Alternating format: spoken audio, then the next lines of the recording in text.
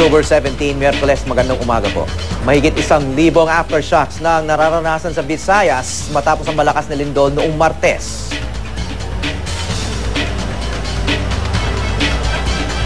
Yes, Howie, magandang umaga sa iyo at magandang umaga mga kapuso. Maging ako partner ay nakaranas ng aftershock kahapon habang ako ay nag-i-interview ng isa sa mga survivors dito. In fact, actually yung interval ng aftershocks dito sa Bohol, every 30 minutes, every 1 hour. Kahapon dito sa Sagbayan, nakaranas ako siguro ng mga 5 or 6 aftershocks, and kaninang madaling araw nung ako'y matutulog na, umuuga yung aking kama dahil nagkaroon na naman ng isa pang aftershocks. So gaya nga ng sinabi ko, andito ako ngayon sa Bohol para ihatid sa inyo ang mga pinakabagong balita kaugnay sa iniwang pinsala ng kalamidad.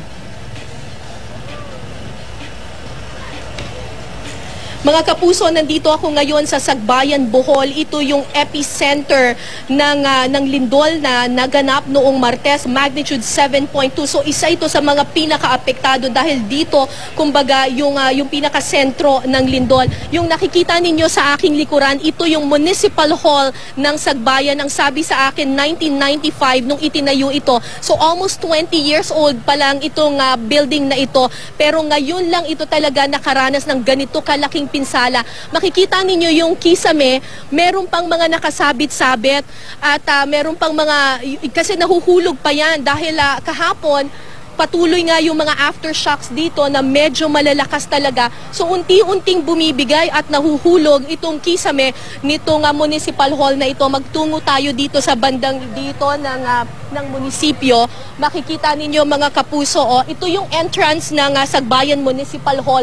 Ang naiwan na lamang ay yung dalawang pillars, yung dalawang poste doon sa entrance ng Municipal Hall at yung kanilang pinto.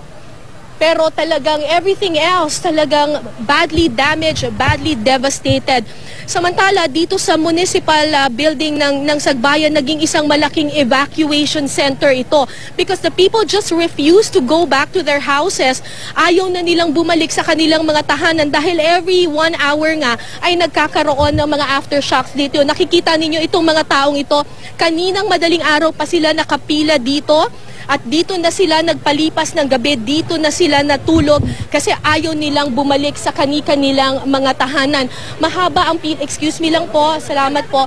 Mahaba ang pila dito ngayon, naghihintay sila ng relief goods. Ang problema kasi ngayon dito sa Sagbayan, walang kuryente, walang tubig, walang pagkain, so nangangailangan sila ng tulong. Nabubuhay yung mga tao dito on a daily basis. Kahapon po, namigay, ma'am, kayo po ba'y survivor rin po dito? Oo. Ang problema niyo po, wala pong tubig dito. Walang tubig, walang pagkain.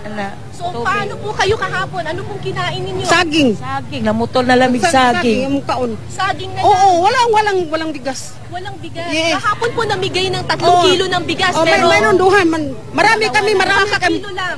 Marami kami sa pamilya namin sa among tent. Oo. Almost 5 Hindi kakayanin. 5 mi ka pamilya sa among tent. Oo. Ya, diha kang kilong bugas. Oo. 2 kilo lang na bugas. Ako sa akin. Hindi kaya. Ang problema pa dito, partner, ay yung tubig. Walang tubig. Kahapon nakita ko sa pila, 1 family is given 1 bottle of mineral water. So, yun din ang problema ninyo, ma'am, yung Tubig, walang tubig. Oo. May panawagan po ba kayo sa ating gobyerno or sa mga nais pong tumulong dito sa bayan ng Sagbayan po? Sana tulungan lang mi. Pagaw, wala na akong busis. Oo. Jay, Sana tulungan kami, meron kaming tubig mainom, pagkain naming bigas. Para wala kaming bahay.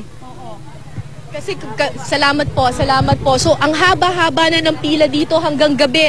Actually, I was here the whole day kahapon. Nakikita ninyo hanggang doon na sa kalsada yung pila ng mga tao dito dahil nga nangangailangan sila ng tulong. So we're hoping that the national government ay tutugon sa problema ng mga taga-Sagbayan dahil nga ito yung pinakamalaking problema nila, kuryente, pagkain at saka yung tubig.